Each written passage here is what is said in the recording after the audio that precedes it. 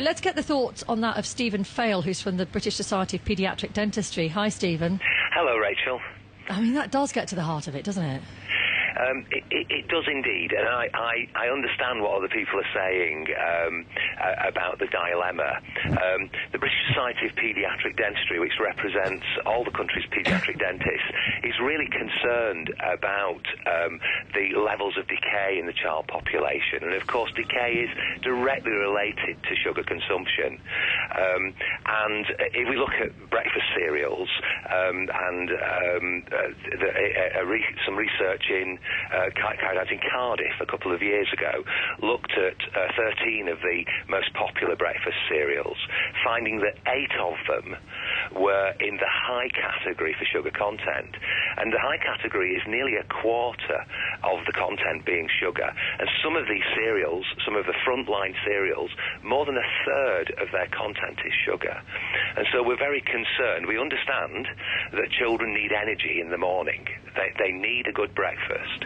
But we would really counsel parents to try to think about alternative, slower burn type carbohydrates, things like as has been mentioned already, the shredded whole grain cereals, porridge, no added sugar mueslis, things like that. And parents can actually get advice about this. And I apologise if this has already been mentioned earlier, but the NHS has a Change for Life website and an app associated with that, and it's an excellent resource for identifying the levels of sugar in foods and helping parents to make healthier choices for their children's breakfast. Yeah, somebody did mention that app earlier on. Actually, it's very user friendly. You're absolutely right to say that. Yeah. And how much is breakfast in and of itself a problem, do you think, in the whole daily diet of kids that you're seeing? Well, certainly from our perspective, from the decay perspective, I know people have already talked about obesity, and of course the two things are very much linked from a dietary point of view.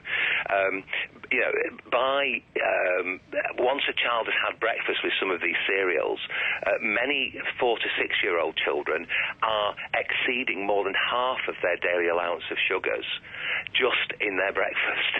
And we're sure that this is helping to contribute to dental decay. Also, of course, there's another problem, is that many children looking for calories will then eat breakfast cereals at other times of the day as well, sometimes even as a snack straight from the box.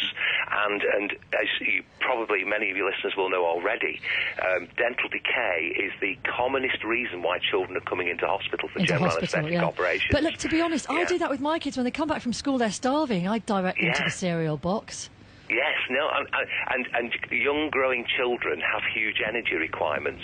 So we understand that challenge. I know it is a challenge. It's not just a matter of cutting sugar out. It's about making, I think, healthier choices and choosing carbohydrates that are less likely to cause tooth decay and are also slower burn carbohydrates. And they keep the children full for longer as well.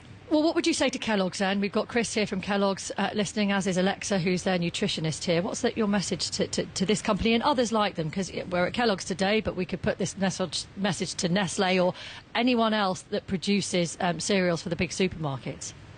Well, we would really like to see them working harder. I know that companies like Kellogg's, etc., have been making efforts to reduce the levels of sugar in some of their top brand cereals. But we need to move further and more quickly, and particularly, I think, as people have said, good labelling, accurate labelling that's easy for parents to identify those cereals that have got lower amounts of these free sugars is very important. And also the other message to parents is, of course, try to make healthy choices. Also, make sure your children are using fluoride toothpaste. This helps to protect the teeth.